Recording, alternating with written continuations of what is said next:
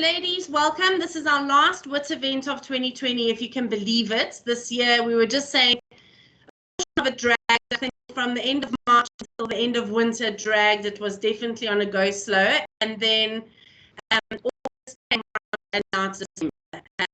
It was a crazy year, but thank you everyone. The WIT community has been fantastic. Wonderful events. I think, yeah, next year, exciting stuff lined up. Rika is helping me set up a few things, but probably the most exciting is that all the events are going to be by different people again and go back into that cycle. And we're really hoping that there will come a time we will be able to have an in-person event again. That's like fingers crossed, would be so great.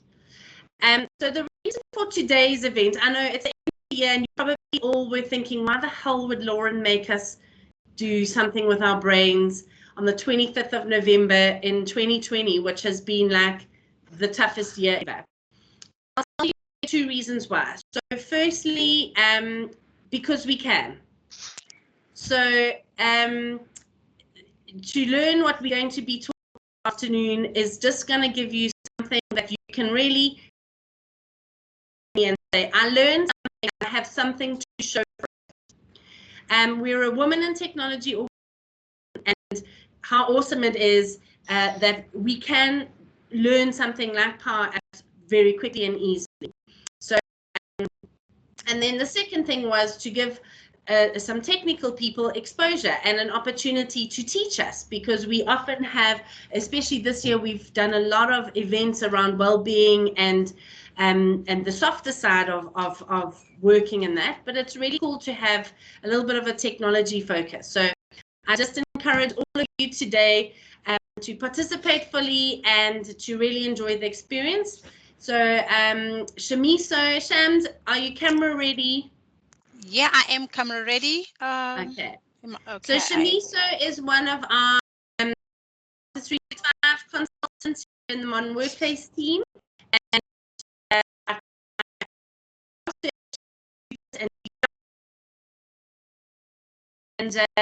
we put Andrew in because he is our resident PowerApps Pro, but there was a condition to him being roped in. So Andrew, if you can please stand up and show. The condition was that Andrew would get part of being on I muted myself. It actually fits quite well. It's breezy down there. Oh God, I was going to say, you do look like you're enjoying wearing it. So let's get going. Andrew and Shamiso, take it away. If anybody has any questions, I'm going to be monitoring the chat as well, so I can let them know. But otherwise, let's get going. Awesome. Hi, ladies. I'm just going to start my presentation. Let me know when you can. Okay, switch my screens.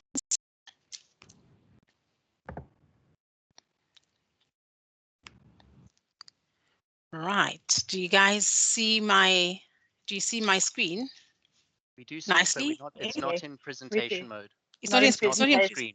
Is it? So it's the other way around. So you know what? I'm just going to get rid of the other screen for now, at least, so that doesn't confuse us. Okay, I'm going to stop this. Okay, is it in presentation mode now? No, it's still showing up as in slide deck view. Oh, just weird. tap F5. Because I can see it nicely on my side. Let me just stop sharing and reshare. Yes, you're sharing the second screen and not the first screen. Yeah, let me just share again. Apologies. It's the rule of demos, Shams. Yeah. Okay. Oh, wow. I did actually offer my sacrifices to the demo gods. And share screen 1. And it doesn't want to share. Really? You're going to have to go out and come back in. That's what happens with Teams when it's under pressure. Okay, let's do this again. Okay. I'm going to leave and join the meeting again. Cool. Okay.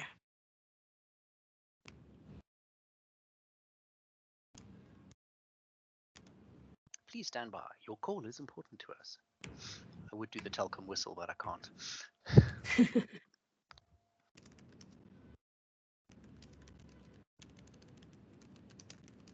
Perfect. That's exactly it.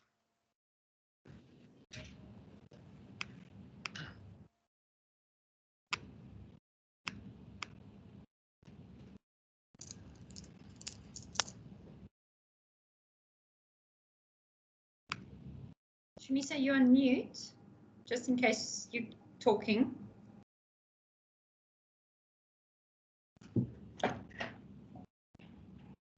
And I was having my thingy going on.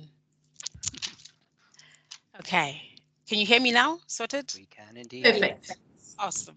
All right. Hi, ladies. Thank you for joining me and my colleague Andrew and also Lauren for giving us the opportunity to just show the ladies what Power Apps is about, or a bit of the Power Platform, but mostly Power Apps. This is what we do on a day-to-day basis. So we're happy to share some of our knowledge. We are mostly going to build something that is very simple, so don't be intimidated when we start and building this app. So even if you're not a technical person, you should be able to wing it by the end of this presentation. So with the speakers, Lauren has already introduced myself and Andrew, and as you can see, our titles are quite different. Andrew is actually a specialist in this space, so that's why we also have him on board, so that he can support us, so that he can show us some of the awesome stuff that he does. But yes, I will be showing you some of the stuff that we do. So a bit of some housekeeping. Andrew did touch on it, and Lauren. So for those who are just joining us and those who are on the call already, you should have received an email with a username and a password. I'm sorry, it looked like a spam. We are spamming your inboxes, etc. But it is actually for this event. So for everyone who's got the credentials, can you please, in the interim, go to www.office.com and log in with those credentials. So as I'll be presenting at this point, Andrew, can you pick up on on anyone who's got issues?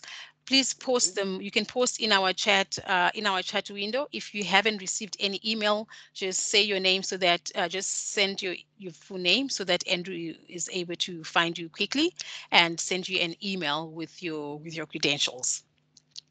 So yeah, that's about it for housekeeping. And if you've got a question, you can also post it in the chat window, and you can also raise your hand. Hopefully Andrew and myself and will be able to keep the that being raised, because so we're hoping that we can use the raise hand and the chat for questions or anything that you need. Or if you're moving too fast and you want us to slow down, please shout, because we want you to learn. We want you to be empowered to develop a nice cool app. And as ladies, we can definitely swing one or two apps that can do a few things, even monitor our kids, I think, with a bit of some extra cool stuff. But yeah, that's about it on the housekeeping. So our agenda for today is Power Apps. I'm going to introduce you to what is Power Apps, so that you've had probably the buzzword in the industry or somewhere. The purpose of this is just for you to be able to understand what it is, at least on a high level, as well as Power Automate.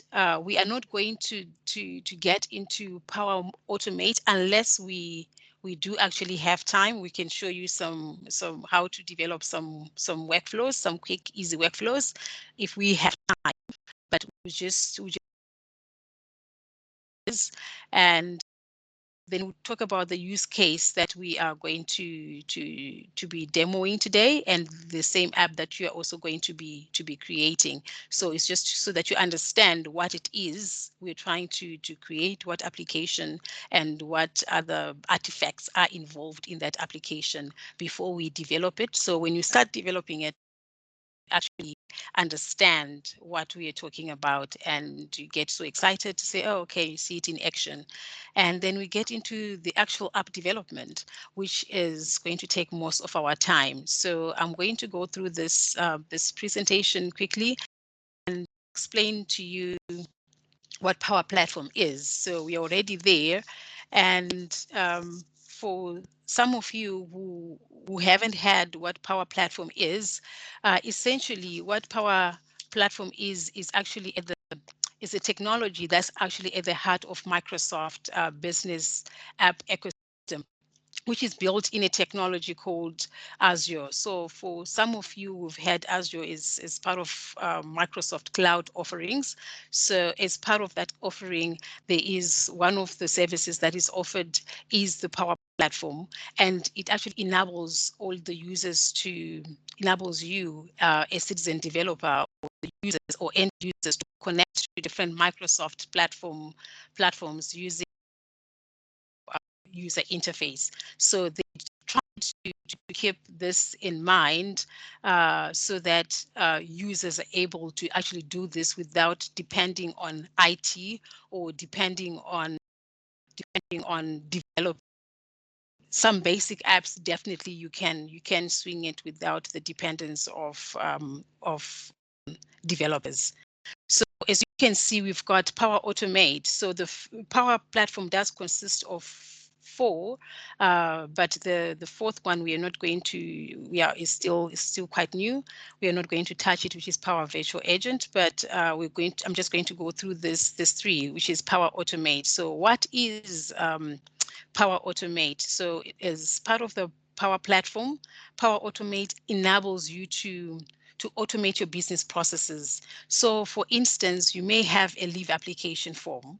So this leave application form, instead of taking it to the next office, holding the piece of paper to the next person to put their signature on, and the next person, we use a technology called Power Automate to actually create a process, an automated process, that you don't actually need to use any paper.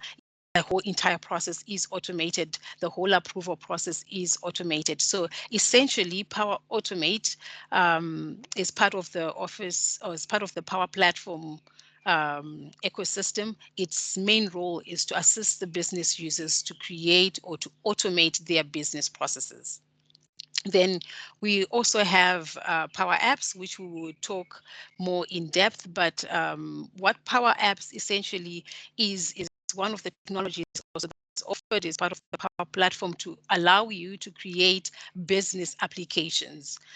So for instance, even that leave application we're talking about, going to the desk for it to put to have a signature signed on that document is the approval part of it. That is handled by Automate. But there is the aspect of the actual form when you fill it in that can be automated. That in this case becomes our app. That becomes our application. So you can actually build that leave application as an app. That form, that leave application form, as an app using Power Apps. And we also have Power BI, which actually is used to create dashboards. So essentially, you actually use Power BI to analyze your data. So as you've got different data sources, most of the time is SQL, and the data is SQL. The data will be sitting in a SQL database. But you now want to actually create some visual diagrams that actually explain to maybe to your exco or to people in your organization what is really going on. We use what we call Power BI in a graphical manner. I forgot also to mention, Andrew, if you're welcome to jump in at any point if you've got something else to add or to subtract, but he will be joining in every now and again just to assist. So don't be alarmed when he budges in. Then the next slide, what we're talking about is really more or less not necessarily the entire architecture of the Power Platform, but it helps you to understand the building blocks of the Power Platform. So we'll not touch on the Power Platform. I've already explained the first block where it says Power Platform. Then we've got the second layer, which is actually data layer. So the Power Platform actually uses, or it also depends on the data layer, because as you develop your applications, data is sitting somewhere on an external storage service. For instance, you may have your data sitting in SharePoint, which is mostly the data source that we're going to be using SharePoint. Essentially, the data is more of your storage space. It's more of your data platform. It's your database in a way. Of for your content. So you write your application, when you develop your application, it talks to the data layer, and you develop your apps like that. So that's what the data layer is. But essentially, it is just for you to connect to external information that is stored in any cloud service. So some examples of this of the data layer, like I said, is SharePoint, SQL, maybe your Google Drive, OneDrive for business, as long as it's in the cloud. Of course, in more complicated scenarios, you can actually talk to on premise environment. That's beyond the scope of this presentation or this session. You can actually connect to data that is sitting in your on-premise SQL environment, and we use what we call gateway to actually pull that data, and you actually use it in your application. So it is possible. You're not limited to the cloud. You can still connect to data that is sitting in the on-premise environment and use what we call gateways to connect to it. Then the connectors, like I mentioned, so data layer, your data is probably sitting in OneDrive for business. You now need something to talk to talk to that data. It connects. So essentially,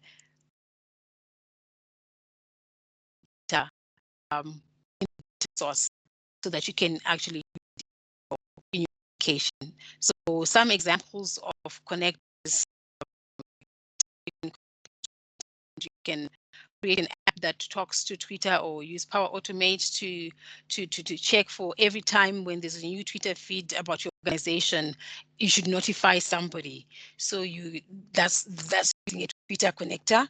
You can use over 250 connectors actually. So you can connect literally to anything that you can really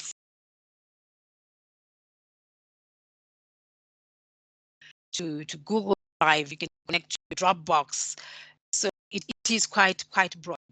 And in terms of these connectors, there are some default connectors which we call standard connectors.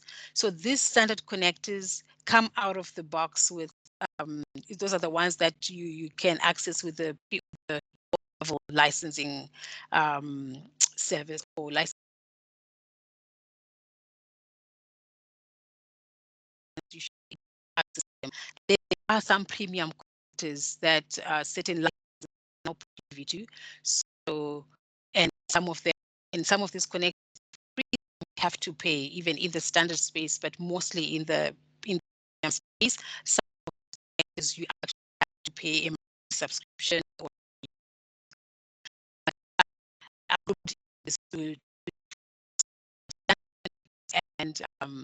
and premium connectors. Just a quick thing, if I could jump in there with regard to the license. Normally, the license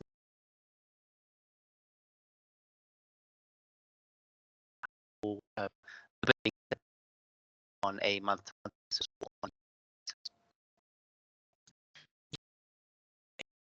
So this screenshot is hide really much, but you can see that a lot of actually what they're showing. We can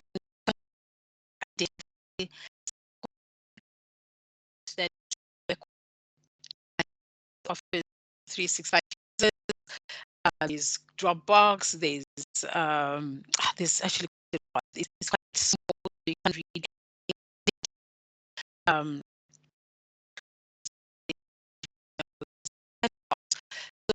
Connect to anything. This is where you don't have both and can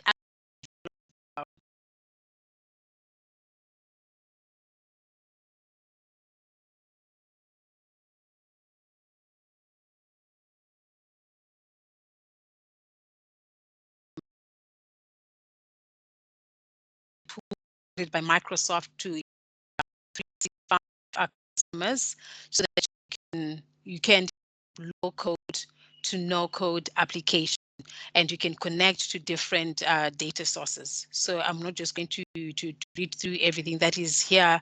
We'll send you the presentation if you'd like to read word forward, but essentially that's it uses data source. It relies on a data source, so you do require a data source, and you can actually access apps on any device. So whether you've got an Android or on whether you're on Apple, iOS device, even on your notebook, you can. It supports different browsers. It supports different devices. So even on your tablet, you can create an app, and you can actually view or interact with your app once you have finished developing it or building it. You can actually install. There's actually an app called PowerApp. So on your devices, like at the end, you can in the session, or if you'd like, as I speak, you can actually download an application called PowerApps from your, whether it's Play Store or App Store. You can download that app, and you connect it. You have to sign in with your organization's credentials. But in this case, if you want to see the app that you are going to be developing, then you would need to sign in as your. You need to sign in with the details that we have send you. So why Power Apps? For some of you who needs to be mobile, who are very flexible, and that's the way we work nowadays. You just want to be able to work anywhere.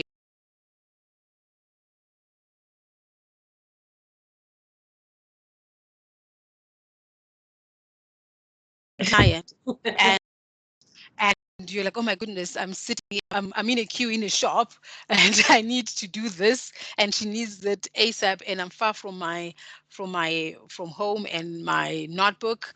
I can just I can go on my phone and just go to log in with my Mint credentials. I go to the app and I update all that information, and within minutes everything is sorted, and I'm sitting at Starbucks, or I'm having lunch with a friend, and Lord does get what she needs. So it is quite convenient. So you can use Power Apps anywhere on and you can work on any device and at any point at any time.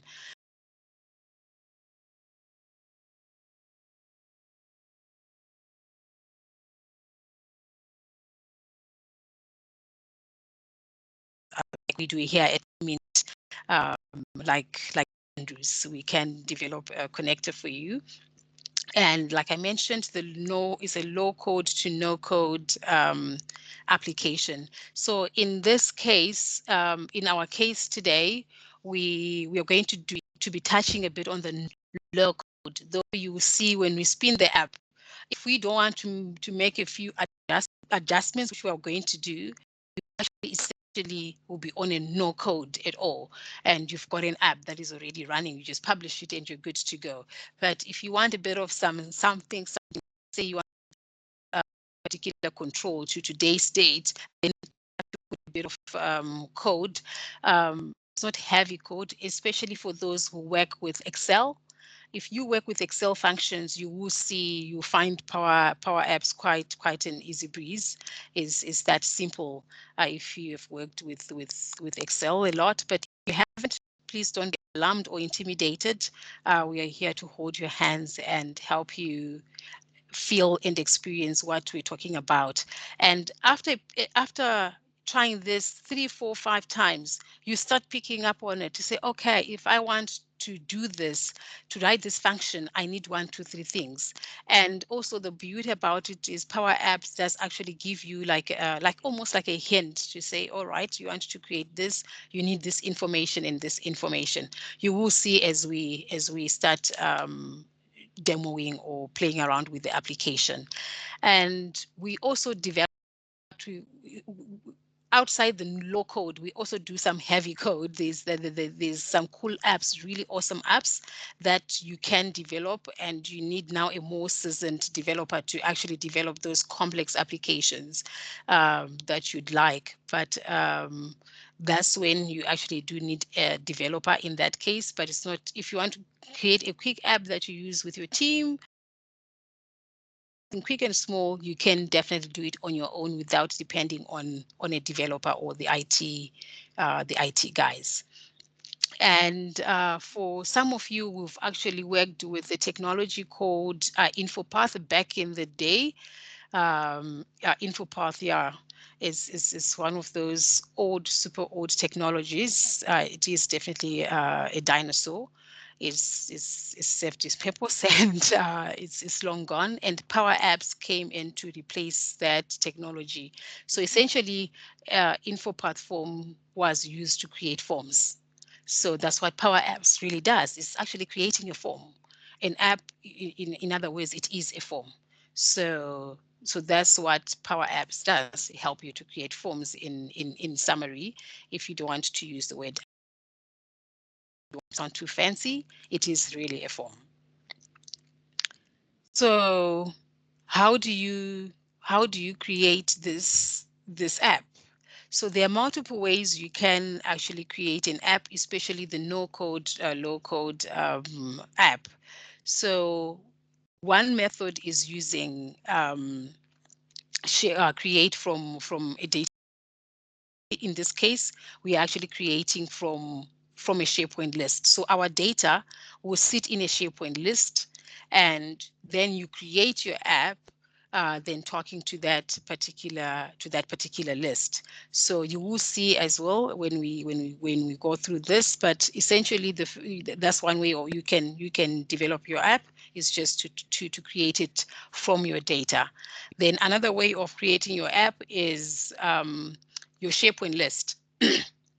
When you've created your SharePoint list, one of the options that is available is you will see there is an option that says Power Apps on your list, and this option appears if you're on SharePoint Online when you're in the cloud. So that's when you get to see this particular option. So you can then go ahead and click on customize form, and actually quickly generates a form for you based on the information or based on the metadata that you already have created in your SharePoint list. And you have got an app, and instead of having the boring shape, for those who are experienced or who have played around with SharePoint, by default it just shows this plain boring form. You can then customize it using Power Apps. Want to make it look a bit prettier, and also certain functions, certain that you can now build using Power Apps. So certain business rules, you find that the normal out of the box SharePoint, you can't really build or incorporate any business rules in it, but using Power Apps, you can now start creating some nice, cool business rules for your form. So let's take, for instance, I don't want this to appear when when this is not the case. And you can now build that logic in your Power Apps. Whilst in a normal SharePoint out of the box list, you can't or that logic. So Power Apps then enables you to add logic to your forms. Then last but not least, another way you can create an app is using what we call a template. So by default, Microsoft did add quite a number of templates that are really cool, which I also encourage you ladies to just go and create an app from these templates. One, so that you can see on get ideas from a branding point of view, and also to understand how these apps were actually developed. And most of them, you can actually take it and you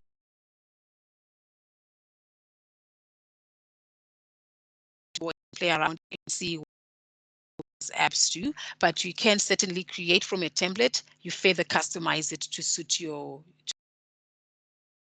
So those are the three ways that you can create create a Power App. And those, we're going to use one of those. So what do we need to run apps? So I did mention that you can create an app on any device. Certainly, most of the top 5 browsers, for instance, you can create your apps. There are some browsers that are not quite supported, or when you develop an app using those browsers, you find that some stuff are not actually looking good, or you can't actually click certain features because that browser is actually not supported for app development. So if you click on this link, it will take you to a site where you can see the whole long list of what is supported, what browsers are supported, and what devices are supported. And also, if you're to run your apps on your device or on your phone or tablet, you need to download PowerApp app itself from your App Store or from Google Play, though, as I mentioned before. And if some of you have already done it, you will see that you will now find all the list of your apps that you have access to. They'll be actually listed in that app, in that PowerApp app on your device. Then there's also what is called model-driven apps, which is more Dynamics 365 focused, and it's also the same thing. You need to download Dynamics as well on your Store and Google, who do actually want to connect or work or build their apps based Dynamics 365. You would definitely need that Dynamics 365 app downloaded as well. Okay, so jumping onto the practicals, I'm going to leave this to my very good colleague, Andrew, who's going to start taking us through the more or less the use case, just to explain what the app is and before, and then we get started with our demo or with our app development. So over to you, Andrew, and I will take over what's happening in the chat so that I can assist the users who don't have access. In the interim as well, whilst Andrew is going to be taking over from there, please go to www.office.com, sign in with your credentials that we have sent you so that we don't lose time when we start doing the demo. Thank you. Cool. So just quickly before I pass over, if you could just check your chat. There's the last 2 ladies that joined don't have an account created on our tenant. So if you could just have a look see there. And Okay. I will share my screen as soon as I find my mouse. All right, I will do that. So is this Mike Thumb and who else we don't have? Commissioning. Okay, commissioning. So they don't I also think Paula as well, I didn't see in our registration list. Okay. I may have missed All that. right. But anyway, It's all right. right. Okay. Okay, cool. So very quickly, for those of you, okay, well, before we dive into how to get into the tenant and how to log on, let us talk around our scenario. What are we going to be doing today? So what we're going to do is, in order to try keep this presentation not being too technical, but also not being, you know, too lightweight, we've decided to do a very, very basic low code scenario where we are going to be having like a very simple marketplace. We're going to be creating up an app that basically allows users to register something. I want to sell my pen. I've got a nice Parker pen and it needs a new home. I can go onto this app and I can register and say, right, this is a pen. It is a gold plated Parker pen with your name can be engraved on it. Whatever you describe, whatever it is, you can specify classification. You can specify costing, a cost associated to that. And once we've created that,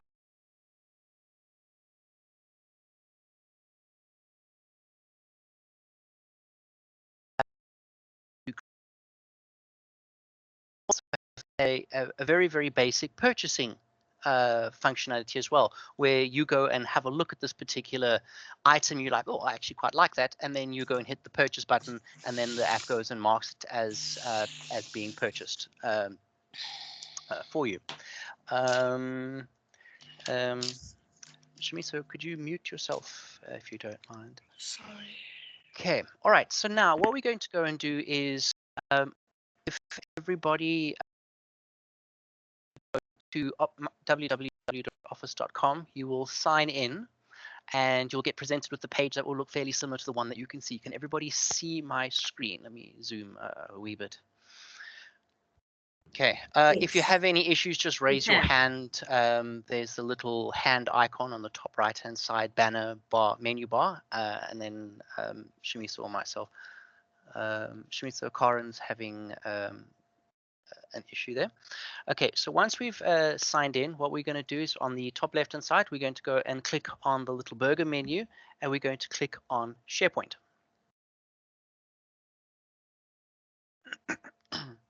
And then it'll go and load up our very, very default SharePoint page. This is a brand new tenant that we spun up a couple of days ago. So the content you see here, so you can kind of see what a SharePoint site. We're going to ignore all of that right now. On the bottom left, you will see that we have a Women in Tech demo featured link. If you could please go and click on that. Right, once everyone is there, what we're going to go and do is we are going to go, now we're inside our SharePoint site. What we are going to do is we are now going to go and physically create our, for the lack of a better term, I'm going to use air quotes here, our database layer. SharePoint is not a database, but for small, lightweight apps, storing your data inside a SharePoint list, inside SharePoint document libraries is totally acceptable. So what we're going to go and do is we're going to click on our site contents link on the left-hand side. And what it will do is it's going to show, this is just a little page that's going to show you all of the content that is currently sitting on your site. Now, since we have a number of people on here, some of you will be working on different tenants because the demo tenants only allow 20 registered users on there. So what we're going to do, since we are sharing an instance, we're going to go and create a SharePoint list ourselves. But if I could ask you to do with the naming convention, use your first name, underscore, and then marketplace. So what we're going to do on our site, we're going to click on new, and we're going to hit list. All right. It's going to open up a nice little pop-up, and SharePoint's asking us, great, what do we want to go and do? We are going to ignore all the other pretty items here. We can go and create itinerary asset manager, bog standard basic blank list. Once you click on that, it's going to ask us, great, what do we want to do? So we're going to give it a name. So I'm going to call marketplace. place. So if you could just go and use your first name underscore, or it doesn't have to be your first name, anything as long as it is unique. I think we happen to have a number of Bronwyns who have been registered, so potentially maybe not use your first name for that. Okay, you can give it a description. I'm going to just say a place to store all the marketplace sale items. Okay, and we have an option to go and show it on the site navigation. If you remove the tick, you will not see it on the left-hand side. And we go click on create.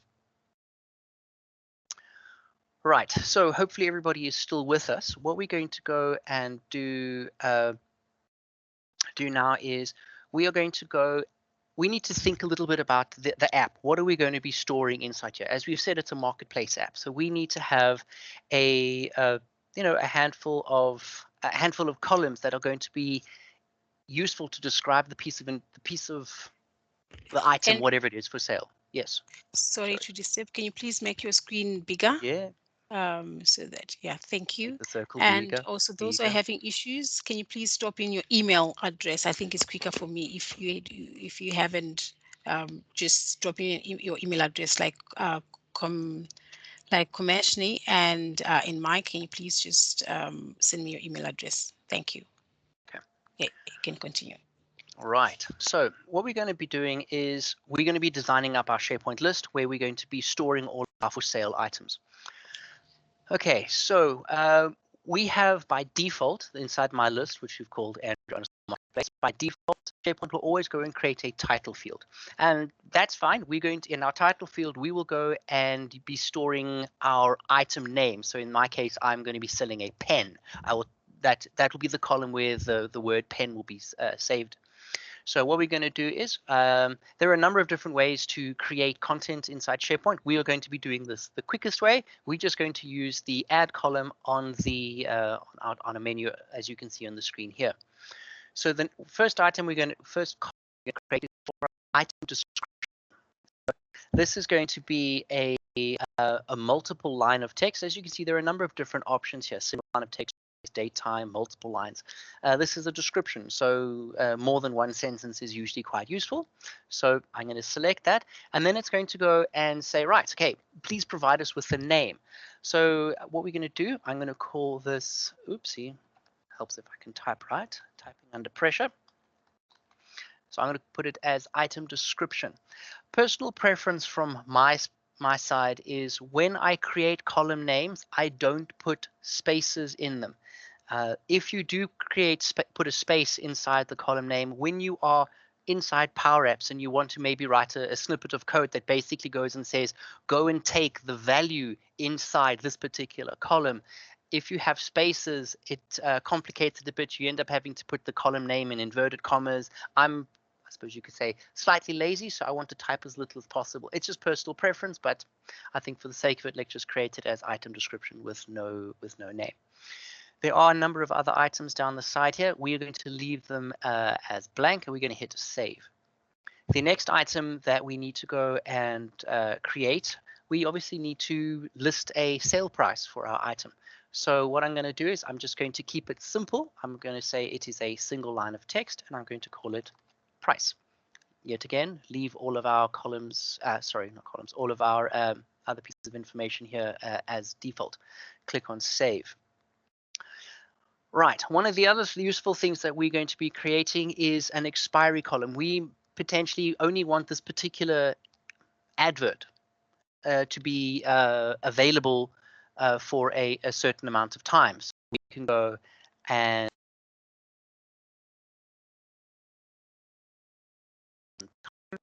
manipulate expiry. Okay, yet again, we're going to leave save. The next piece of information that is going to be quite useful is going to be a category, because maybe down the line you want to go and add additional functionality onto the app and go, say, I actually want to filter by category. I only want to go and see household items, or I only want to see outdoor items and so on. we'll be able to go and do that here. So first of all, what we need to do is we need to create a place to go and save that information. So we're going to create add column, and we're going to select our column type as choice, and we're going to call this category. You can put a description in, but that is only applicable if you're really using it inside SharePoint. We're not. We're doing it via PowerApp, so we can ignore that. For our options, let's say, outdoors, kitchen, stationery. Let's just do electronics. Obviously, we can go and make any number of changes to these. You can add items, remove items, and whatnot without any issues. Once we've done with our choices, and we go and click on save. Finally, we need, another few more columns. We also need to go and save the information on who's actually selling it, because when you go and create the item, we want to be able to go and see, oh, it's actually Andrew that is selling this particular pen. So add column, and we are going to go and add a person field. The person field is essentially, it's a people picker. So we're going to click on that, and in our name, we're just going to call it seller. We're going to leave our items as default, and we're going to click on save. The next column, we also need to go and save who is actually going to be purchasing this item. Okay, so let's go add column, and then we go select person again, and we're going to give it a name of buyer. Okay, and then we click on save. The last column that we're going to go and add for today is a status column. So add a column, and we're going to keep it pretty simple and keep it as a single line of text. Now, just to explain a little bit of background around this particular column, this is going to be a column that the users don't see, they won't necessarily have access to. This is going to be a column that the app is going to handle itself. Essentially, what will happen is when we go and create a new item, it is going to automatically populate the value of app. When we go and when somebody goes in and selects that item and then goes and selects the button that says buy me, what we will go and do is we will then go and update that this status column to be from active to sold. And then we will then go and filter out all sold items from our list of available items that are for sale. Okay, so we could have done this as a choice field. If, for instance, the users were going to be interacting with that, but since it's a system field, let's just keep it as simple as possible. We can keep it as a text field. Okay, before we dive into the PowerApp, are there any questions, anything that we've missed, or can we steam on ahead?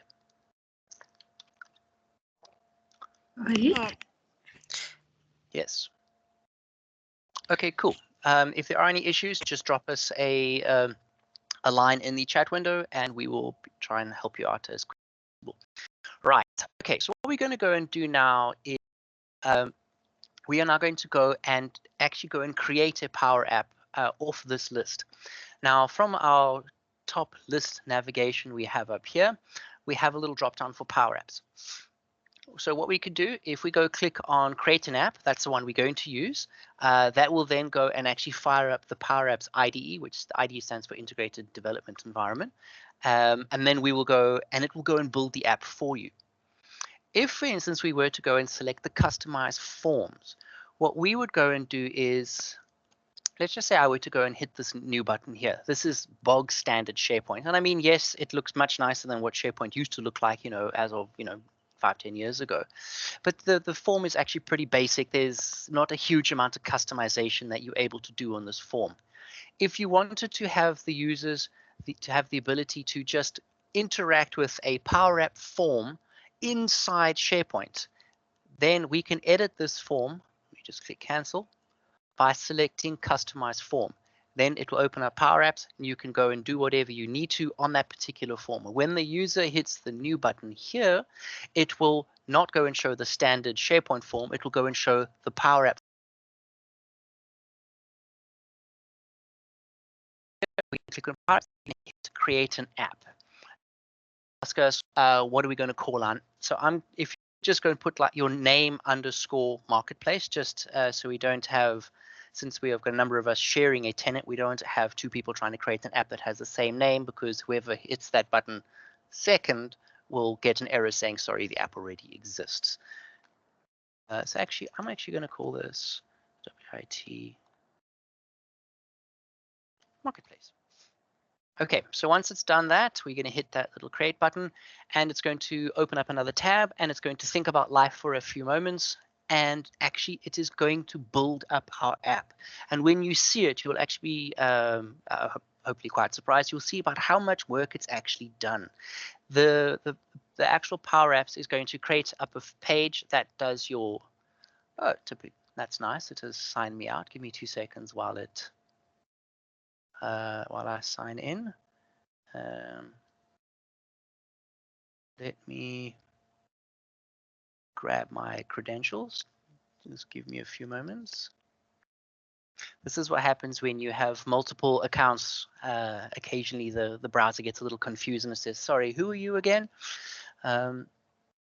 Just give me a moment while I quickly grab my credentials. I have them written down here. Perhaps I shouldn't have said that. Shouldn't write your credentials down.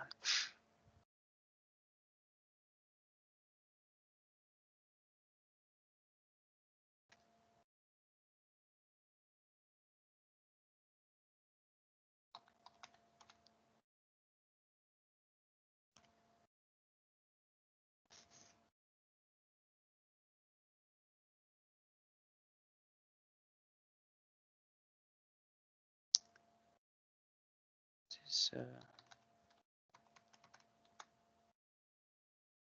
okay, let me. It seems to think I'm on the Standard Bank tenant. Give me a moment while I just go and sign in again. See, apparently the sacrificial chicken that was sacrificed before our demo wasn't sufficient, and we are now paying for that. Andrew, I think it's because not everybody on the call got to see your pink tutu, so maybe you should just put your camera on and do a little twirl, and then it'll work. Yeah. I think, Andrew, we're all getting error messages by the looks of it. I don't know. Some people's work and some don't. I'm in. Okay. So Claire, let me check where you are. Which tenant are you on? Let me try again. Yeah, no, but it's not just you. It's a lot of people. That is strange. I'm going to try it again. It had to load twice, but it does eventually get. I'll try again. Maybe let's just 2 minutes just to ensure that everybody catches up with getting in. Let's see. We're getting an error. Try and do for those who are having that error, since I have to log back in, what we're going to do, let me just get back into SharePoint. So you will obviously close that little pop-up that has appeared. Back inside our SharePoint site, as we can see, we've got a few people. Claire's on tenant 4, Shamiso. What we're going to go do I did it again, Shamiso. Okay, so and Fiona. All right, so in hopes that this will sort it out. So if you could close the window that you're on, and probably if you could close the browser window that you are in, if you could then go and open up an incognito window. So I'm using Chrome, so that's incognito. If you are using sorry? You're speaking to a salesperson. What do you mean? So on your computer at the bottom, you have, as you can see on my screen here, we have my Chrome windows open down at the bottom. If you right click on it, you will have under task, new window or new incognito window. That is if you are using Chrome. If you are using Firefox, same story, you right click it and it's called new private window. If you are using, where's Edge? Here's Edge. You can right click and it's called new in private window. Essentially all that is, it goes and opens new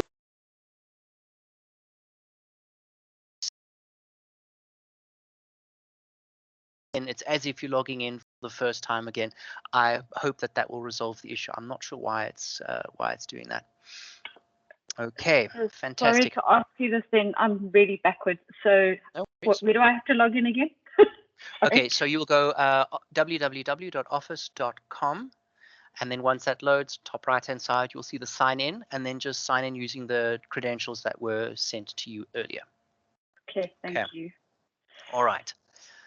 Okay, so let me go and back into, this is the list that I've just created with you all now, and it's called Andrew_Marketplace. What we're going to do now, I'm going to just click on create an app and give it a name, WIT_.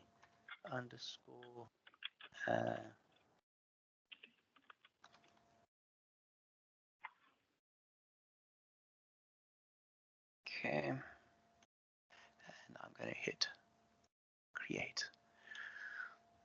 Hopefully the technical gremlins have gone on holiday and we shouldn't have any issues.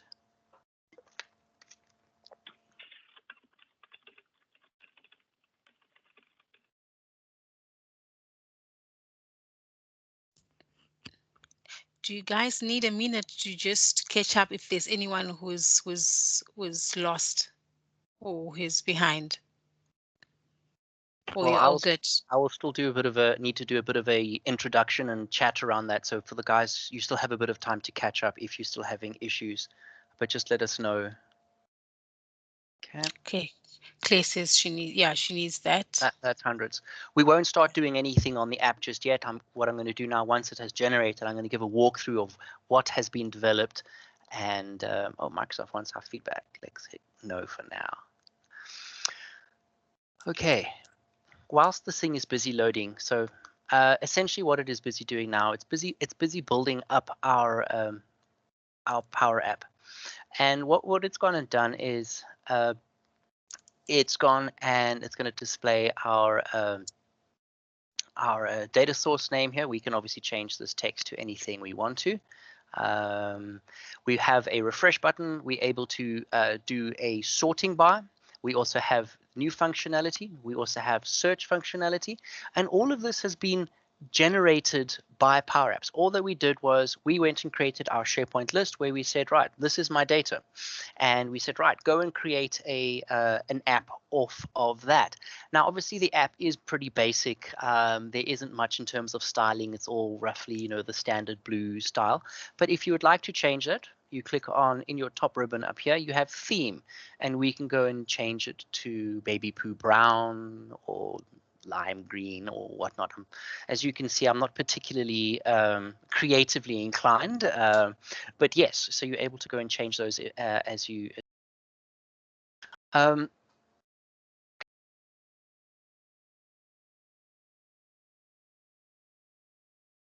do now. I'm just going to quickly give you through on what the app looks like at the moment, and then we're going to talk around some of the changes that we are going to go and do to customize the app, make it look a little bit more shiny in terms of some of the functionality.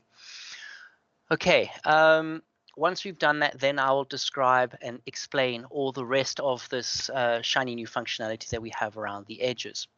What we're going to do is you can either press on the top right hand side, there is the play button, which is called preview the app, or you can just hit F5 on your keyboard. What it does is it then goes and takes this app and goes and puts it into play mode. What we can do here is, okay, well, we don't have any items for sale yet, but they would appear in the large white area that we have, blank space that we have over here. What we're going to go and do is we're just going to hit on the plus item, which says create a new item, and let's go and populate some stuff. So I'm going to be doing, I've got a pen for sale. This is a nice pen. Please buy me. For the price, it's an expensive pen, 250 Rand. And then we've got date of expiry. As you can see, my my headings are not exactly super pretty. We will be changing those in a little bit later. We have our date of expiry. The default date here, as you can see, is that's a long time ago, 2001. I don't even remember what I was doing in 2001. So we will just go and specify a date. Let's just say we only want it to be available up until the end of this month. We have our category. Remember, this is all the items that we went and created in our SharePoint list. So this one is stationery, and the seller, so obviously is me. I'm currently logged in as the administrator, so apologies for not having a nice shiny name. Now it's for the, well, I don't need that, because what happens is I want to go and have I only want the buyer field to be populated when the person who's actually purchasing it's actually going to buy it. We're going to leave that for now. Then with regards to our status, as I mentioned before, this will be an internal system field that we said would, when we create an item, we will automatically default to active. When somebody purchases it, we will then change that value to sold. So I'm just going to go and put it as active. Right, so what we've got here, once you've filled in all this information, we're going to click on the tick, and here we have our very first item. Now we can go and populate any number of items in there, but what we're going to go and do now is we're actually going to go and have a look at the function, at the experience of a user who is going to be purchasing the item. So I have logged in, and I can see this item's quite nice. I can click anywhere on it or click on the little arrow, and then it will take us to a page where it gives us a read-only view of all of the item information over here. Also, look what we can also see here. We can also see a delete, and we also can have an edit. Now, this is not exactly what we want to have. Now, if I am the person who has gone and listed this item, I should be able to edit it, and I should be able to delete it because I went and created it. Maybe I've sold it off forum. I sold it to my next door neighbor, and it is no longer for sale. I can go here and hit the delete button, and it'll go and delete it off for us. The other thing that we want to go and do is we want to customize this page that we obviously want to hide the status. We want to hide the buyer because we don't need to see that. And when a person is purchasing the item, shouldn't seem a little silly. And also to go and hide these two buttons up top. Oh, and then the final item we'll be adding here, we're going to put a little button at the bottom, which essentially is going to be the purchase button. And when you click on that, it's going to take this item and mark it as sold to that particular person. Okay. If I hit the edit button, it just takes us back to the page with all of our information already pre-populated in here. And I can go and update it as I see fit. And as you can see here, my price has now been updated. So, don't know about you, but I think that's actually pretty cool for not writing one single solitary line of code. And that we have an app that's looked quite pretty like this. I'm just going to click on this little did you know? Andrew?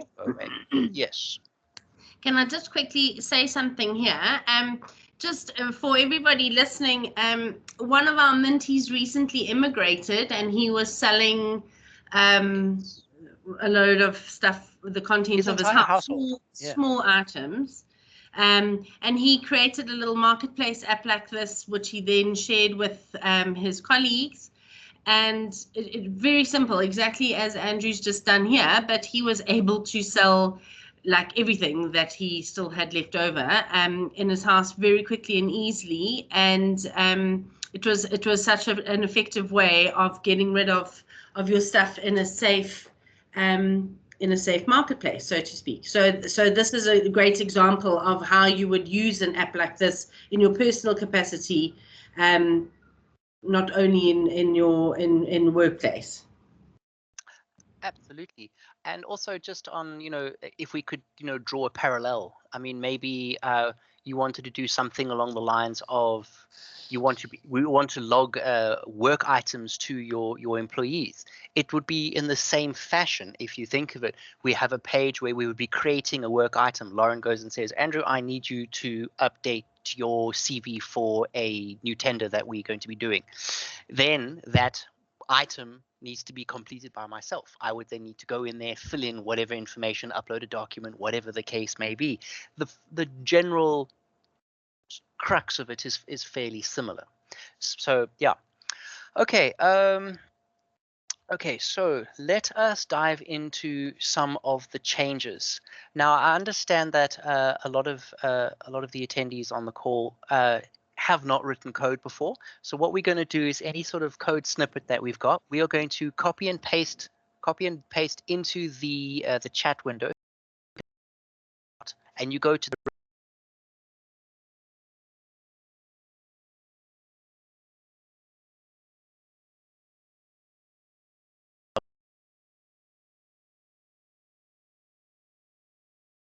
you are referring to that list that you created when you used your name _ marketplace, but we will deal with that as we get through it.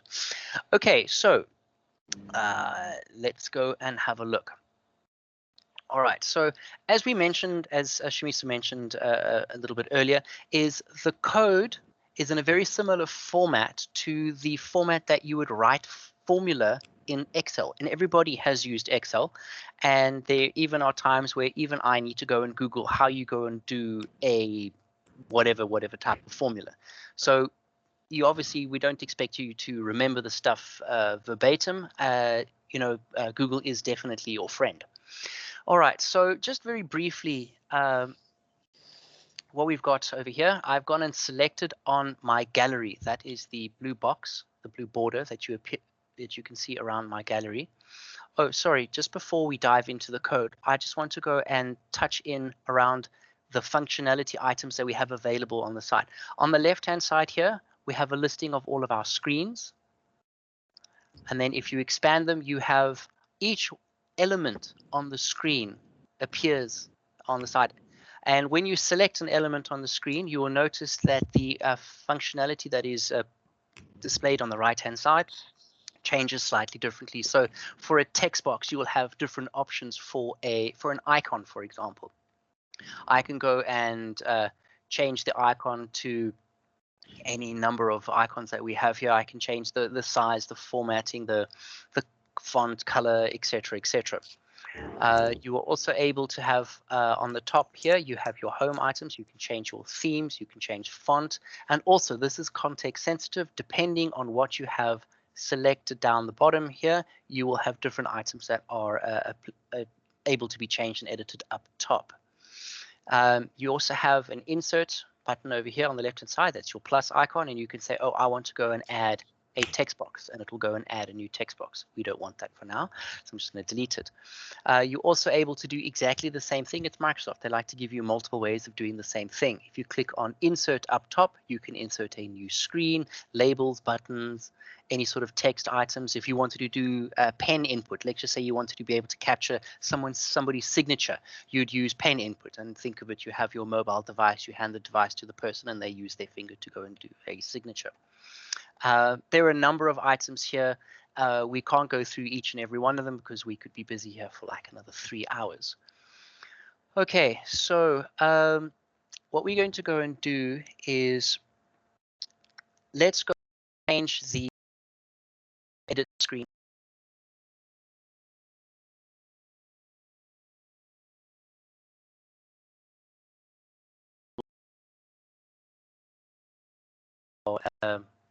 New page. I'm going to press F5 again, so I now exit run mode, and I now have access to all of my fields that I have on my new form. What we're going to do here is we don't, just in the interest of time, we're going to edit the items, but you can follow the same process to edit all of the other items. We want to go and change our name. Remember, we said when we created our list, the list had a default column called title. We don't want to have it as title. We want to go and change it to be something else. So the way how we will go and do that is we're going to click on it. You'll see it's highlighted on the over my text box here. And what we need to do is we just need to go to advanced. First thing we have to go and do is we have to click on the unlock to change the properties. And then it's going to allow us to change the properties of this item. So we go back onto properties on the left-hand side here, and we're going to click on text. By me clicking on text here, it has populated the function from the drop down here that says text. And this is the snippet of code that PowerApp has generated for us. And essentially all that this means is it's saying take the name from the SharePoint list. That's all that means. It's just parent.displayName. We don't want that. We want to go and put something slightly different. So I'm just going to go and put double inverted commas, and we're going to just call this, whoops. You can call it anything that you would like. And then you're able to go and do the same function, the same steps for the other items down below. So for example, item description, we don't want it to be, without a space. So you select it, so the whole card is selected. I'm going to click on advanced, and I'm going to hit unlock, and then I'm able to make changes. I'm now going to select my text box and select. And it is set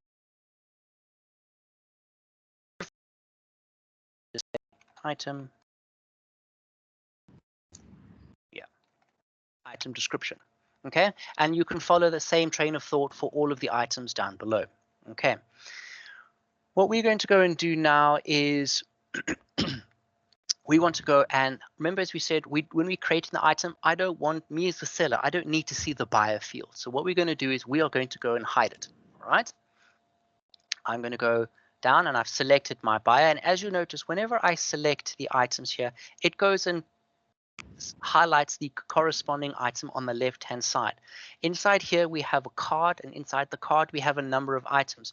We have a little visible star that tells us if it's compulsory.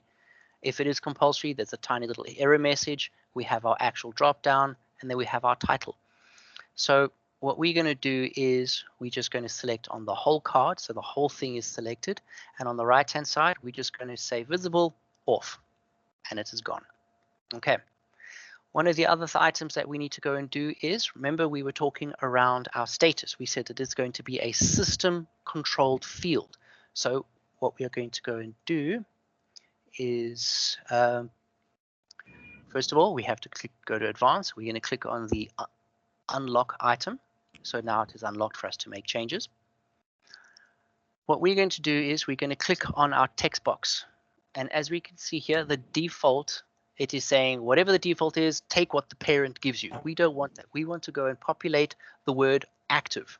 Okay, so in inverted commas, we hit active. What that goes and does is when we land on this page, it will automatically default that particular text box to the word active.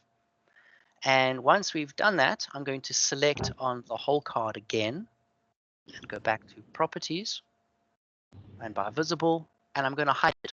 Remember, we don't need to see it. Everybody with us so far.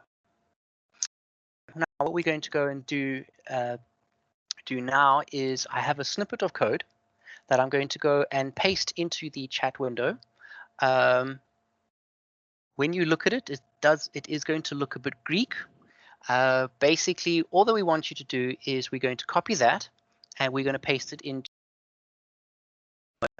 What we want to go and do is when I go and log on to this page and I go and populate it, I want it to know that I am Andrew, or in this case, I'm signed in as the MOD administrator. I want it to automatically default to the person who is currently logged in.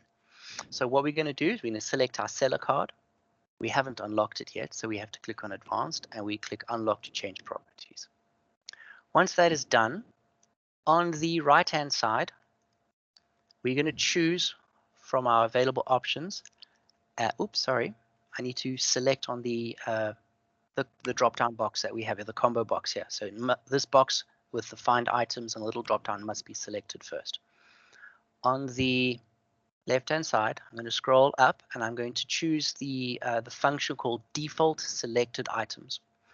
And essentially all that is doing is when this form loads, we're going to tell this particular control that the default item that must be selected is going to be the user who is logged in. What we're going to do is default and I'm going to paste in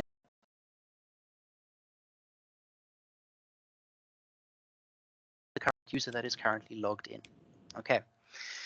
Just to very quickly attempt to explain this, we are passing in an object where the data type is it's an Azure data type, and we are passing in a claims token. That's essentially just the little token that identifies that you are actually you, and we are literally passing in your email address.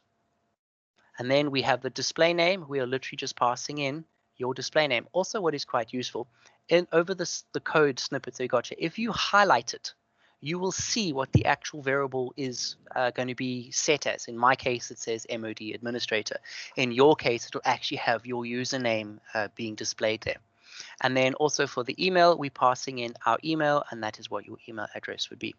Okay, just something useful. I don't even remember this little snippet of code. I used it once, and I thought, hey, that is actually really cool. I copied that, and I have a OneNote where I put useful snippets of code, and I dropped it in there. And whenever I need to automatically populate a combo box with the user who's currently logged in, I open up my OneNote, I copy that piece of code out, and I drop it in. So you're not expected to remember it off by heart. Okay. One of the other little things we're going to quickly go and do is our date of expiry. I don't think we've unlocked it, so I'm just going to slap to unlock it. And I'm going to click on the actual date. And the default item that is shown here is default. Again, it says take it from the parent. Whatever the parent says your default date is, take it. We're going to delete that. And we're going to do something as simple as we're going to type in today, open brackets, and close brackets. And it goes and populates today's date. But we want to go and put it in for 14 days. Our item's going to be showed for 14 days, for example. So as simple as plus 14. And it goes and adds 14 days to today's date. I will copy that and paste that into the chat window as well, just in case anybody would like to just copy and paste it in. Okay, that is pretty much all the changes that we are going to go and do on this particular page. The only other one that I'd like to go and just briefly mention is that we are also able to make our items compulsory if you would want to. Because if, for instance, I go and click on this little tick button here, it's going to enforce item. Items have been marked as compulsory. So when I click on my save button here, it will actually go and just save blank pieces of data into our list, which you may or may not want. So for example, on my item description, on the right hand side, we click on advanced, and there's a function here called required. If you wanted to, you just change that to true. By the way, PowerApps is case sensitive. So if you type in true with a capital T, it's going to moan at you. Okay, and as you can see here, we now have our little static there that says this is a compulsory line item. All right, that is pretty much all the changes we're going to make on this particular page. And if I split an item, you see it has given us an error. We have an error that has popped up on top, and it's literally just saying, hey guys, something is not correct. Okay. Sorry, Andrew. Okay. Go for it. Someone just deleted Oh, something, yes. so they want to know how to undo. Can you please quickly show Sure. them how to So undo? let's actually go and do that. I'm going to go and let's go here for this particular item. I've got my snippet of code here, and I've deleted it. Oops. There are a couple of ways around that. If I haven't clicked outside of the area, so my text is still in here, if I press escape, it will undo the stuff you've done on that little item. However, if you have clicked out of it, like so, there is an undo item icon, sorry, top right hand side, undo, and it is Control Z. So if you click that, it will go and undo the items.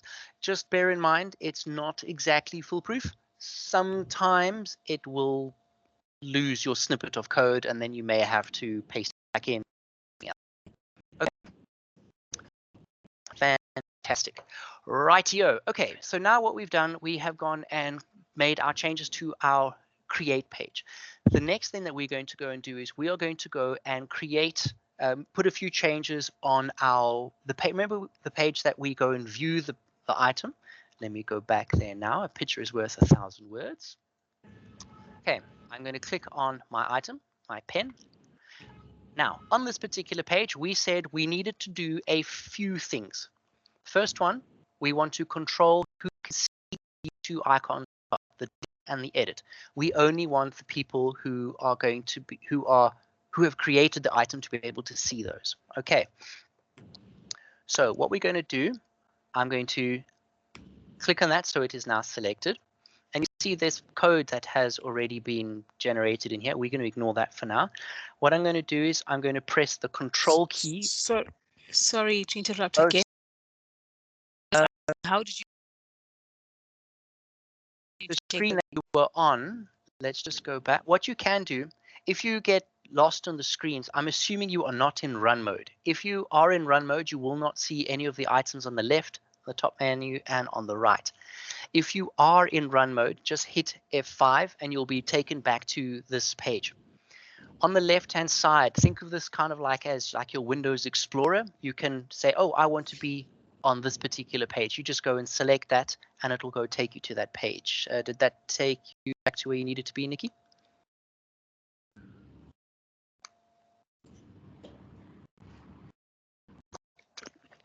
Okay. No, okay, but I'll just keep going. I've been toggling If you could take a screenshot and just send it to Shamiso, and Shamiso will be able to tell you how to get back there. Fantastic. Okay. So from our homepage, our landing page, what I'm going to do is also just a very useful little tidbit. Rather than pressing F5 to action a button, if you press and hold Alt on your keyboard, and then you go and click on one of your items here, it will make that button act as if you are in run mode. Because if I click it without holding it, it selects it and then I can change, you know, my properties and whatnot. But if I hold Alt down, and you'll notice that I'm now able to actually interact with it as if it is functioning. And I click on that and release the Alt button, and it takes me to my next page in this particular scenario. Okay, so what we're going to go and do is we're going to select on our edit icon. We're going to press and hold Control on the keyboard and select the little recycle bin icon.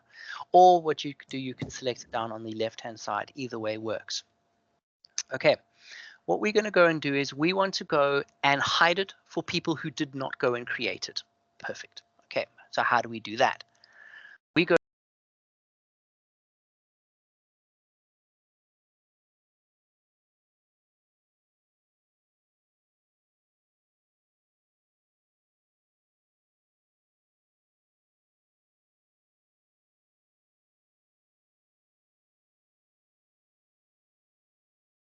this snippet of code. If you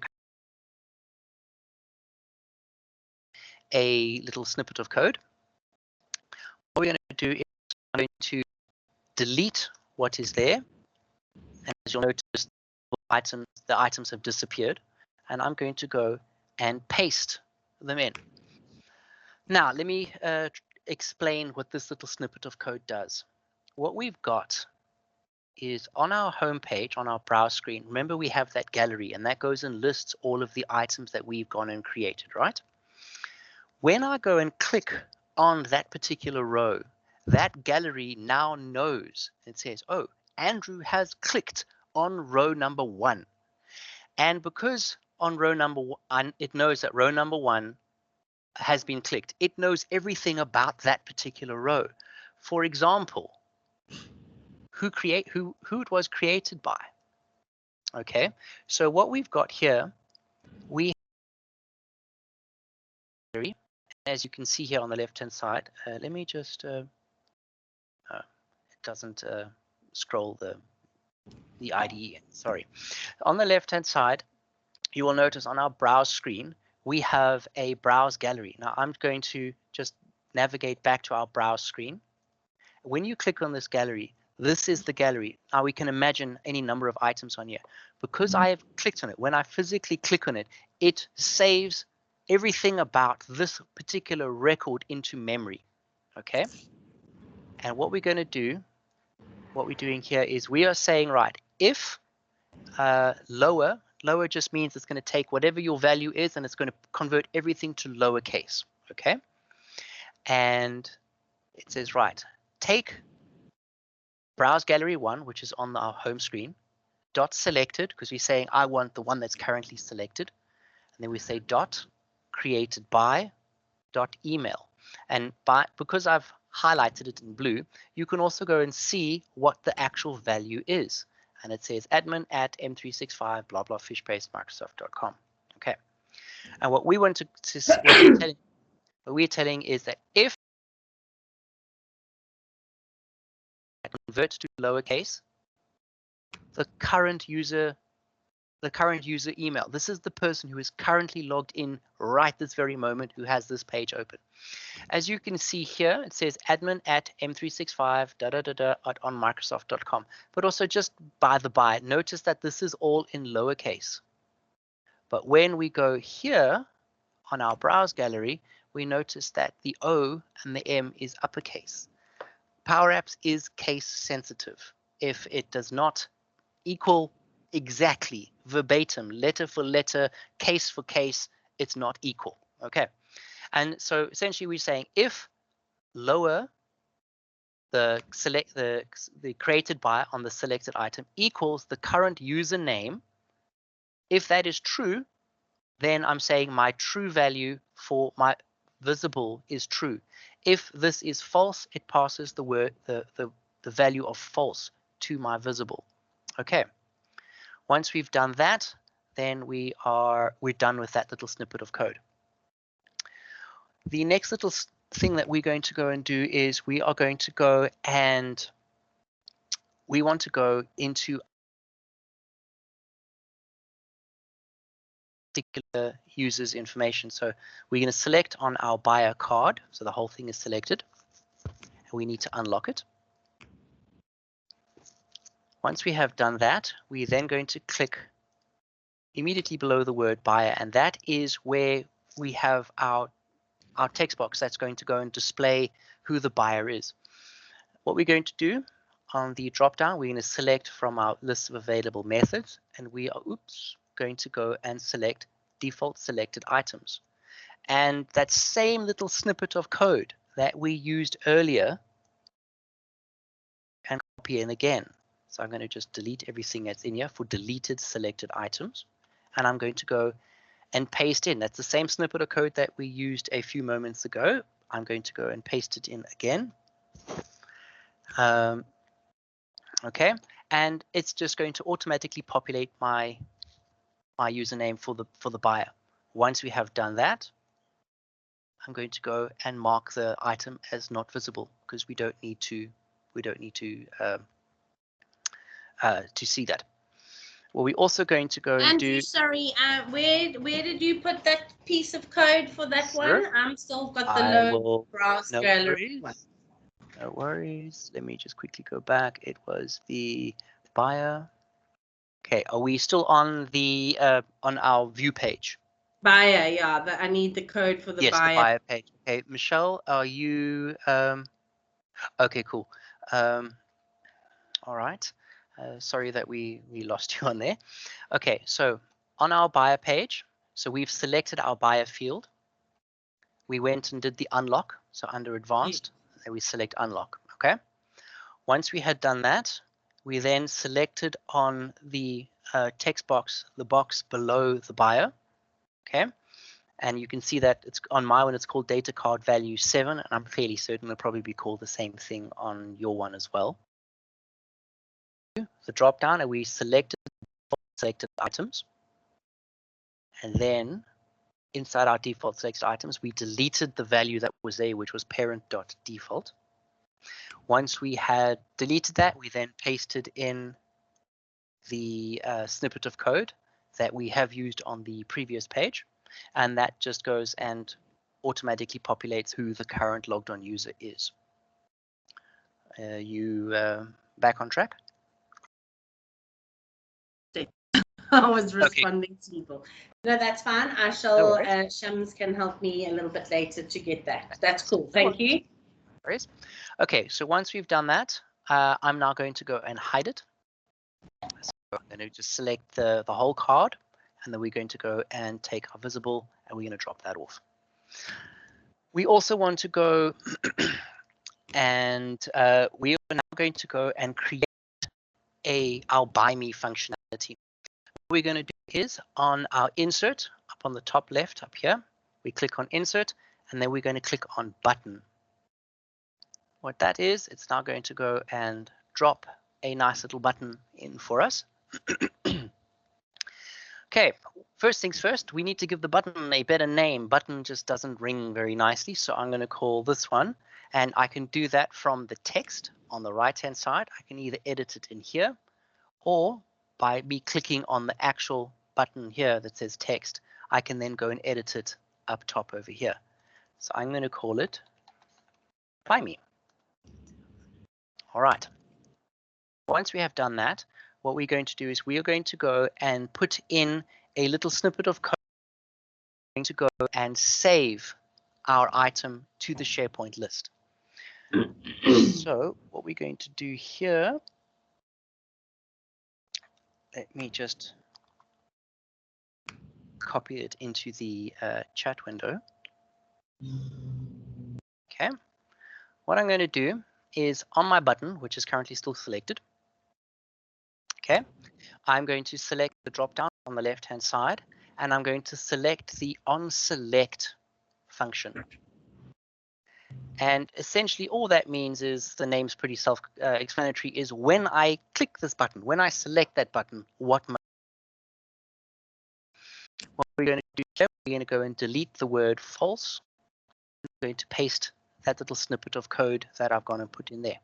It is going to underline it in red. It's going to be highly, highly angry, and I'm going to explain to you very quickly now. Remember when we went and created our SharePoint list, and we called it our name underscore marketplace, or whatever the name of the list that you went and created, right? Inside here, we need to go and replace this little word called marketplace, and we need to replace it with the name of that you created. Okay, in my case, it is Andrew Marketplace, and it's also intelligent enough that it realizes that that's what it is. And you can see it has offered up an automatic, an automatic suggestion at the bottom, and it says Andrew Marketplace. If yours doesn't appear like that, you can just go and start typing it in. So I can start typing in Andrew underscore, and it will say, hey, I know what you're typing. Here is the autocomplete. So we're going to select that. Okay. Everybody happy with that? Now what we need to go and do is, the next thing we need to go and change is we need to go and rename one of our fields that we used earlier. So what I'm going to do, I'm just going to copy this word, the word here, CBO underscore purchaser. What I'm going to do is I'm going to go to my buyer data card. Remember the one that we hid? Okay. So I'm just going to quickly unhide it for a moment. On this little text box that we have available to us over here, I'm going to change the name from data card value 7 to something a little bit more self-explanatory. And I'm going to paste in, or you can type it in there, CBO underscore purchaser. All that we are doing is we're just giving it a better, more friendly, easier reading name. Okay, we've called it CBO purchaser. What we're going to do is, I'm just going to quickly go back and hide this control because we don't need to see it. On my Buy Me button, I've selected it, and I've still got my on select, and I can click down. And as you'll see here, because my buyer is reading the selected item from my purchaser field, it's happier. So now we don't have that error messages there. Is everybody with me on that? Okay, just putting it out there. These two steps that we're doing here are the most complicated bits we're doing in this app. So once we get through this, you've got this, and we'll have a functioning app in a few moments. Okay, now remember, it's also complaining about this marketplace at the bottom here. We need to go and give it the name of the list that we just now, Andrew Marketplace. You will see that we now no longer have any red underlines, and we no longer have that little red exclamation icon on top of my button. Okay, now that we've fixed these little errors, let me explain what this little snippet of code does. What we are doing is, when we click this button, we wanted to go to the SharePoint list, find that item that we've clicked on, and say, right, Andrew's buying it. Okay, so we have a command called update if. And also, if you have a look here, so I've just gone and selected, I've got update if, and I've got my bracket, and I've just clicked my insertion point the right of the first bracket, and you will see it's got some IntelliText up at the top. It says update if, and then it says right collection, comma, condition, comma, item. So it says SharePoint list, which is why we say update if, the name of my SharePoint list. Then the next little snippet of code that we've got here, browse gallery1.selected.id equals the ID. All that we are doing is we are literally saying, right, we've clicked an item on the landing page on the browse gallery 1, which is on the browse screen here. And we know when we've selected it, I know what the ID is by calling gallery1.selected.id equals the ID of the item that sits inside my SharePoint list. And that is how it knows I must go and update this one and not the other 78 different items that we potentially have for sale that is currently sitting in this list. Okay. Then what we're doing is we have a, we're saying, right, what must we update? So I put my little curly brackets to say everything in the curly brackets is the data I'm saving into the list. Remember, we have a column called buyer. If I go back to my SharePoint list, here is my column. It is called buyer. And that is what it is. And we say buyer, colon, and then what is my. Then we have our comma, and then we move to our next column. The next column is status. And if you look back to our SharePoint list, we have our column called status. We're literally just mapping, saying this piece of data saved to this particular column. That is all that this little snippet of code goes and does. So we're saying my status, we are going to pass in the value of sold. Okay. What we then need to do after that is we need to refresh the data source, and it's a open brackets, the name of your SharePoint list, and close brackets. And that is how we go and make sure that we always have the latest information being displayed in our app. Because if, for instance, we did not do this, if I go and mark this as purchased, what's going to happen is I click save, I go to the home page. The app does not know that piece of information has changed. Shamiso could come in and say, hey, I like it. I need to go and purchase this pen. A duel at midday, and to see who wins the pen. Okay, once we've done that, then what we have is we have the last little snippet of code, which is a navigate. We say, right, navigate to browse screen. So we're just saying when I've clicked this button, I'm going to update my information, my SharePoint list, refresh my data, and then don't leave me here. Drop me back on the home page. In this case, it's called browse screen. As you can see, a browse screen 1. And if you look up at the top here, we have it called browse screen 1 right over there. Then you have a little comma, and then you can have a animation. Maybe you want to have like an animation of something, swiping left or swiping right or whatnot. You can go and specify that. Okay, once we have done that, we're going to go and test our page. So I've just tapped F5, and what I've got over here is I'm now going to go and click on the Buy Me button. If I click that, it's going to stay like for a few seconds. I call them ants. And then it's going to drop us back to our home page. But for a moment, I want to go draw your attention back to my SharePoint list. I've just hit F5 to refresh it. You will notice that the buyer has now been populated and my status has now been updated to sold. So it is no longer for sale. All right. Okay, now once we've done that, we can go back to our PowerApp, but we're like, hang on, guys. It's still being displayed here. The pen has been sold. Why is it still being displayed? We need to go and put a filter in. This is the last little snippet of code that we're going to do for our app now, is we just need to go and what I'm going to go and do is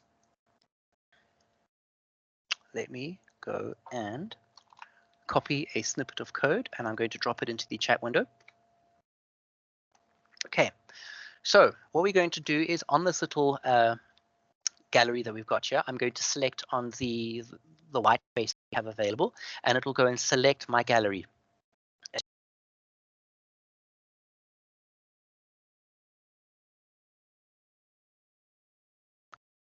Sure, we have items selected, which it currently is.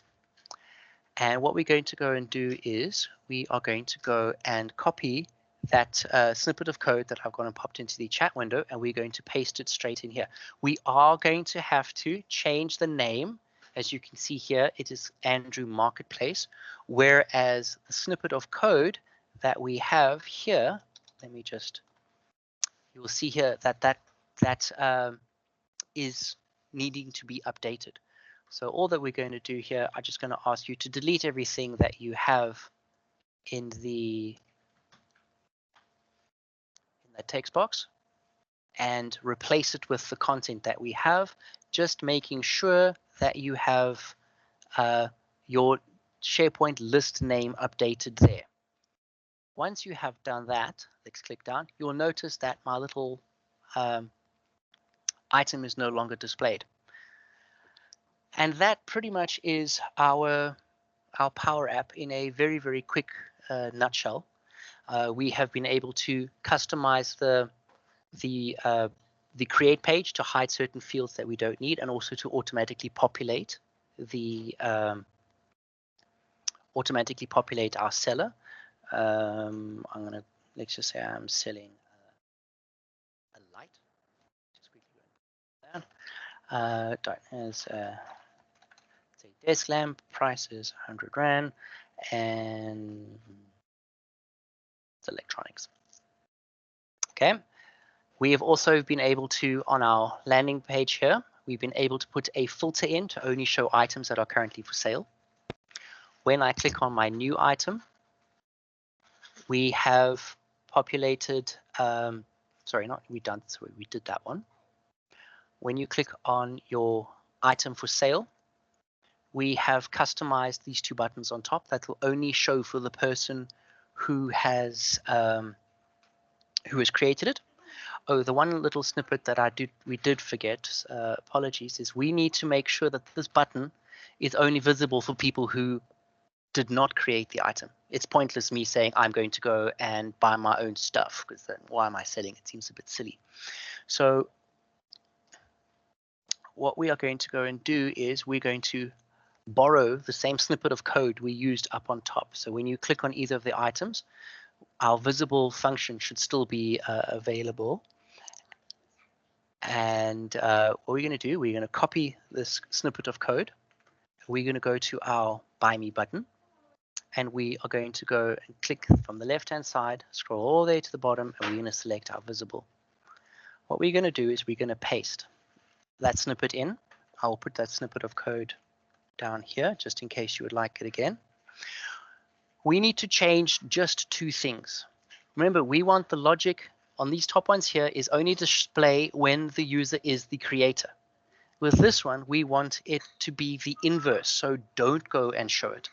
So what we're going to do is we're just going to change these last two items around. So I'm going to do here false, comma, true.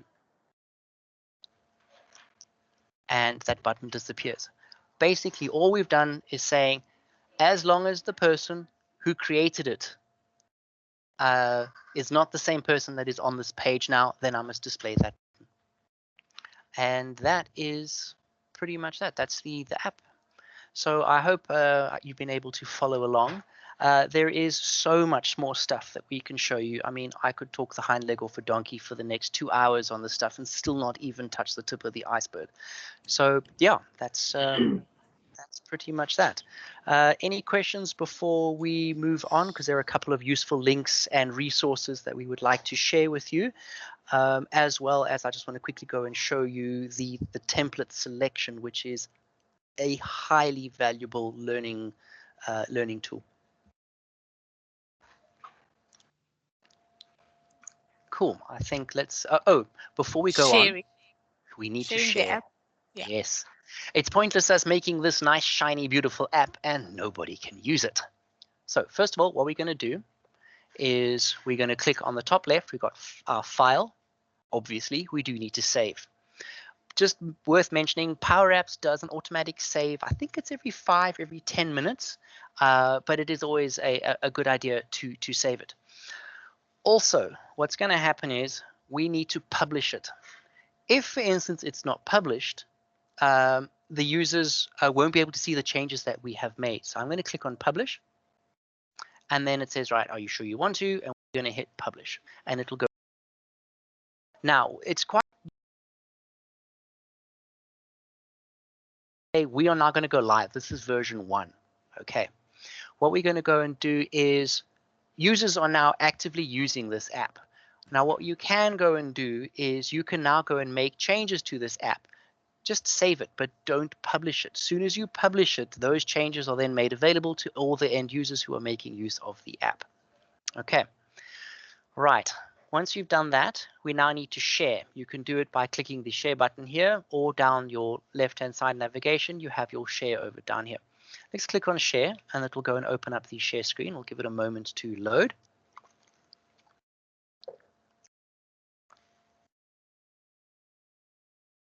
Okay.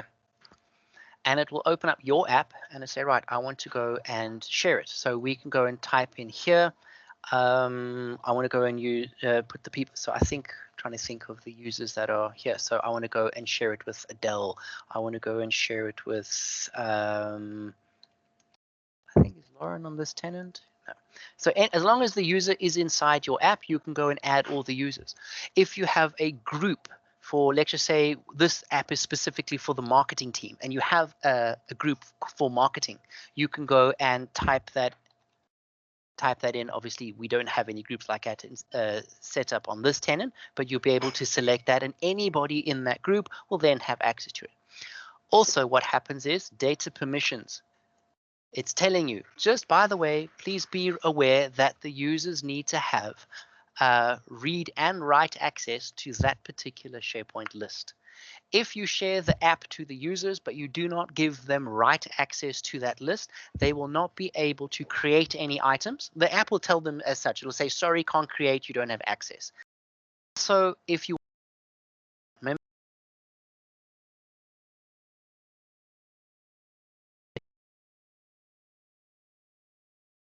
tell them, by the way, you don't have access. Once you are done that, you can also have a little email that is sent to the users, and we hit share. And Bob's your uncle, and we now have the app that has been shared. And then you just click cancel to close that, and then you're able to go and close your app out entirely. Okay.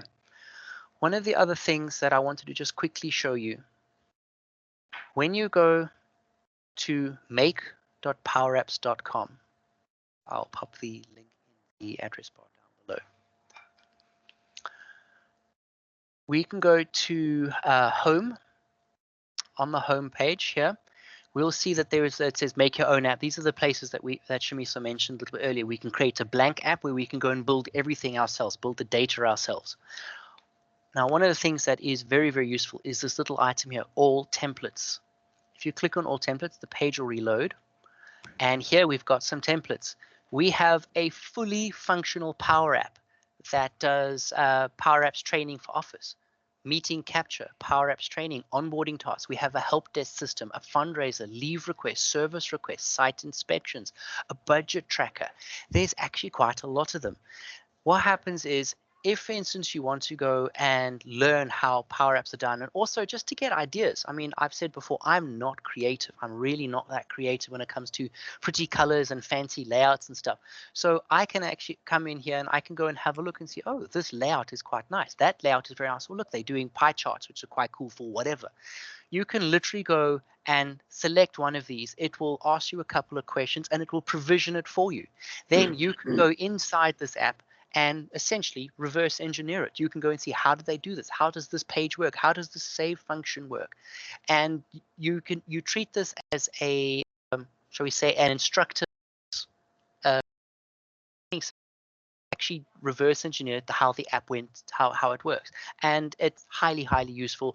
And we do use these every now and again, you know, when you hit that creative glass ceiling and you need a few extra ideas. Cool. So that's pretty much everything from my side. If you have any questions or whatnot, we will stick around after the session for a little bit. But I think, Shamiso, let me hand back to you for the last slide. Thank you so much, Andrew. That was really really insightful and a lot to learn. I'm sure, ladies, you've learned quite a bit in that space. So I'm looking forward to hearing about some awesome apps that you guys have developed. Yes, there will So be a just test at the end of the week. I'm joking. Okay, so I'd connected my second screen. Let's do this again.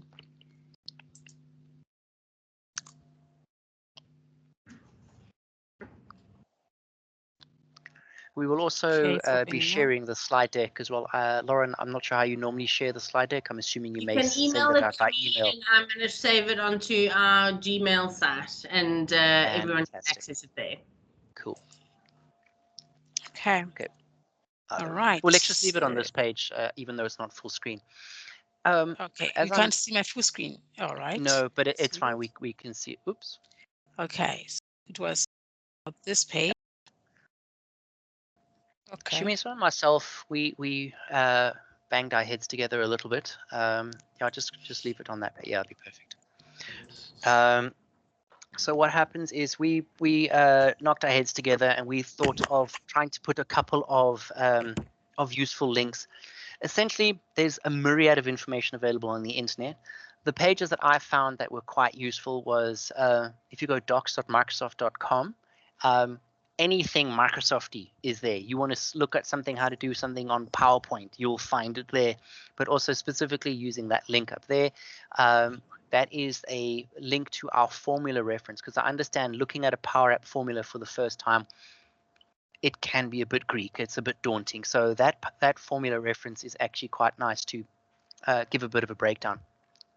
Also, there are a couple of YouTube channels that I find that are very, very good.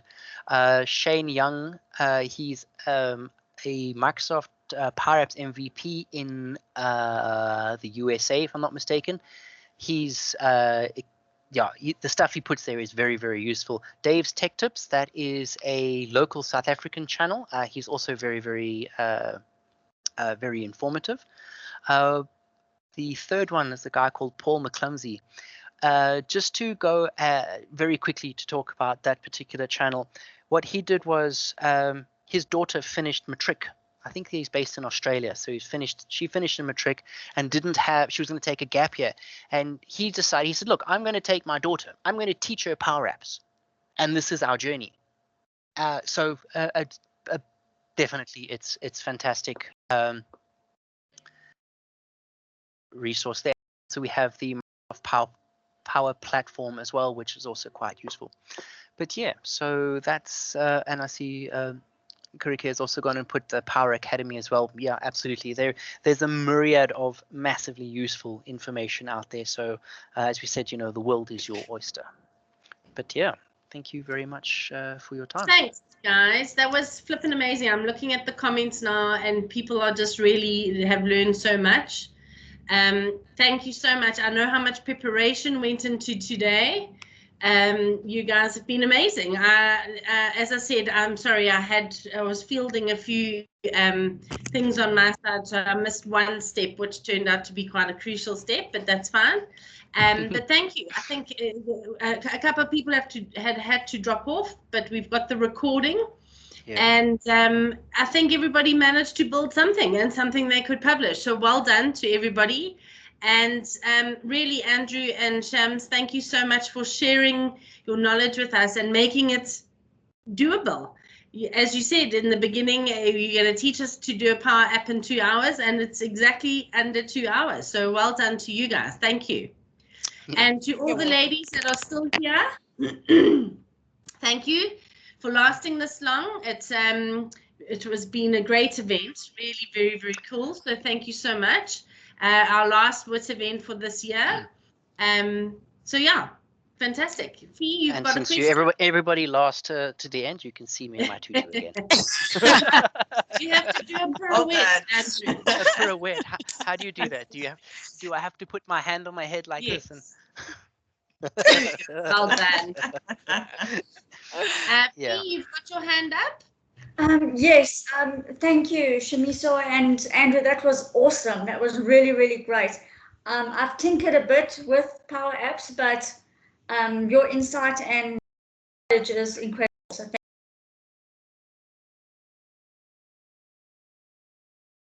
you. Demo site. Will we still be able to use it after this, or are you going to close it down for us? So You still be able to use it. it's valid for It's 3 months. for 90 days. Yeah. Shamiso, the first tenant that we used, when was that created? I think we created it about 2 weeks ago. Okay, but cool. Yeah, so what there's at least 2.5 Yeah. months available for some of the users. We had to split the users over. We created 4 tenants to make leeway for the number of people who registered. So yeah, but it's 3 months and then the tenant will delete itself. Okay. So, No, right. but Thank also you. Fiona, I've also posted there the link to actually create your own tenant. So you can also spin up your own tenant and get your apps from this tenant. If you need help doing that, just shout. We are happy to help how to export your list and your app from one tenant to the other. Then you can continue from there. Yeah, I've actually just quickly shared my screen Thank again. you. I just want to very quickly show you that you are able to export the app. So this app, so all that, okay, I was on the make.powerapps.com and then I clicked on apps at the bottom on the left-hand side. And these are the apps that we've gone and created. So this particular one is the one we created now. All that you do, you click on the ellipsis and you hit export. It'll ask you a couple of questions, give it a name. What do you want to do? We want to go and create it as a new app. You click save and it generates you a zip file. You take that zip file, you go to your actual corporate tenant, and the way how you would import it is on apps, you'll see there's an import button up at the top. You click import, you tell it that file that you have that you've downloaded from our demo tenant. You upload it there. It will ask you 1 or 2 questions. You click OK, and then it's created. Yeah. So if you have any questions with that, I mean, that's why we're. Awesome. Thank you so much, guys. I'm going to stop the recording now. And yeah, really just appreciate